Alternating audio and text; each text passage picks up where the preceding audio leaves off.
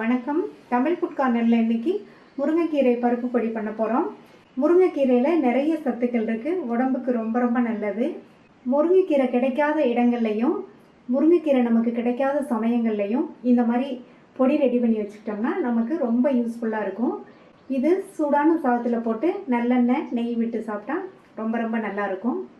இந்த பவுடரை ரெடி பண்ணி வச்சிட்டோம்னா 2 மாதம் வரைக்குமே கெட்டு போகாமல் நல்லாயிருக்கும். இப்போ இந்த பொடியை எப்படி பண்ணுறதுன்னு பார்க்கலாம்.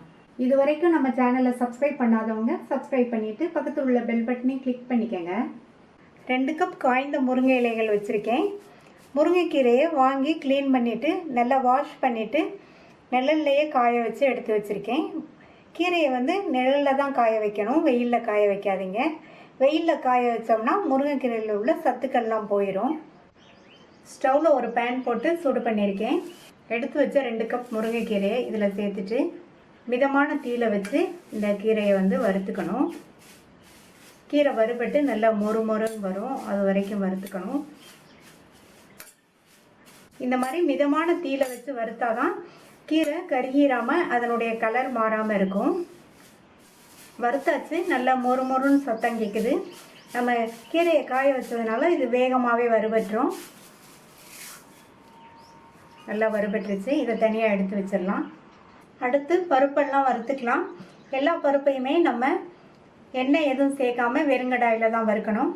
இதில் 3 டேபிள் ஸ்பூன் துவரம் பருப்பு சேர்த்துட்டு அது கூட 1/2 டீஸ்பூன் மிளகையும் சேர்த்து வறுத்துக்கலாம்.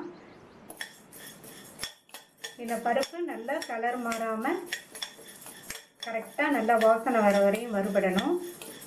கருகிராமல் பார்த்துக்கணும்.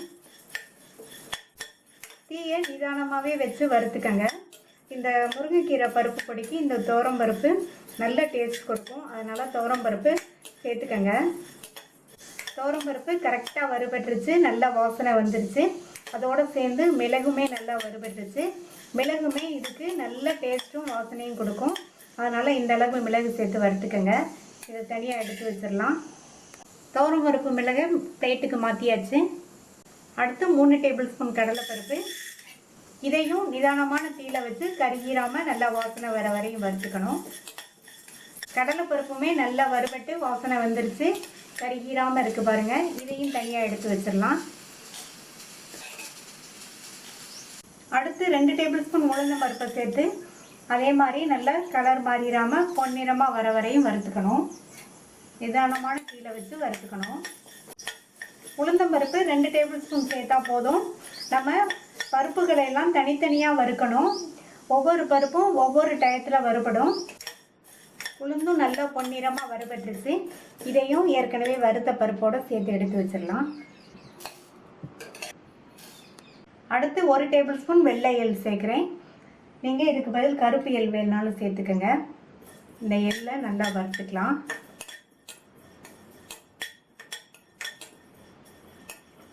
எள்ளும் நல்லா வறுபட்டுருச்சு. இது ஏற்கனவே வறுத்த எள்ளு தான், அதனால் படபடன் பொரியலை. நீங்கள் வறுக்காத எள் சேர்த்திங்கன்னா நல்லா படபடன் பொரிஞ்சு வரும். இந்த எள்ளையும் தனியாக எடுத்து வச்சிடலாம். இது கூட 1/2 கைப்பிடி அளவு க்ளீன் பண்ண கருவேப்பிலையை சேர்த்து வறுத்துக்கலாம். கருவேப்பிலை வறுபட்டு நல்லா மொறுன்னு வரும், அது வரையும் வறுத்துக்கணும். கருவேப்பிலையும் நல்லா மொறுன்னு வறுபட்டுருச்சு.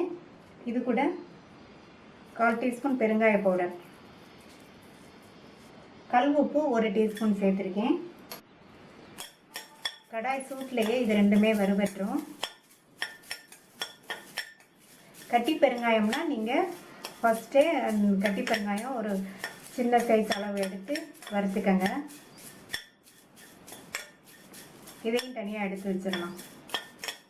அடுத்து 1 டீஸ்பூன் மட்டும் எண்ணெய் சேர்க்குறேன். இது கூட 7 காஞ்ச மிளகாவை சேர்த்து வறுத்துக்கணும். நான் 7 காஞ்ச மிளகாய் சேர்த்துருக்கேன். நீங்கள் உங்கள் காரத்துக்கு தகுந்தபடி குட்டியோ குறைச்சோ சேர்த்துக்கங்க. காஞ்ச மிளகாவும் கருகிராமல் நல்லா வறுபட்டுருச்சு, கரெக்டாக வறுபட்டுருச்சு. இதையும் பருப்போடு சேர்த்து எடுத்து வச்சிடலாம். எல்லாமே நல்லா ஆறிடுச்சு. எல்லாத்தையும் மிக்ஸி ஜாரில் சேர்த்துடலாம். அடுத்து மிளகாய் பருப்பு எல்லாத்தையும் சேர்த்துடலாம். இதை நைஸாக அரைச்சிடாமல் கொரகொரப்பாக அரைச்சிக்கணும். இந்த மாதிரி கொரகொரப்பாக அரைச்சாதான் இந்த பொடி நல்லாயிருக்கும். அரைச்சாச்சு. இந்த மாதிரி கொரப்பாக அரைச்சிக்கோங்க. இந்த மாதிரி அரைச்சாதான் இந்த முருங்கைக்கீரை பருப்பு பொடி டேஸ்ட்டாக இருக்கும். இப்போ இதுக்கு உப்பு போதுமான்னு செக் பண்ணி பார்த்துக்கலாம். உப்பு கொஞ்சம் பத்தலை. மறுபடியும் இதில் இந்த அளவு உப்பு சேர்த்துட்டு ஒரு தடவை நல்லா மிக்ஸ் பண்ணி விட்டுட்டு ஒரு சுற்றி எடுத்துக்கலாம். உப்பு சேர்த்து மறுபடியும் ஒரு சுற்றி எடுத்துகிட்டு வந்தாச்சு. சுவையான வாசனையான சத்தான முருங்கைக்கீரை பருப்பு பொடி ரெடி ஆயிடுச்சு. நீங்களும் இந்த முருங்கைக்கீரை பருப்பு பொடியை ட்ரை பண்ணி பார்த்துட்டு உங்கள் கமெண்ட்ஸை சொல்லுங்கள். தேங்க்யூ.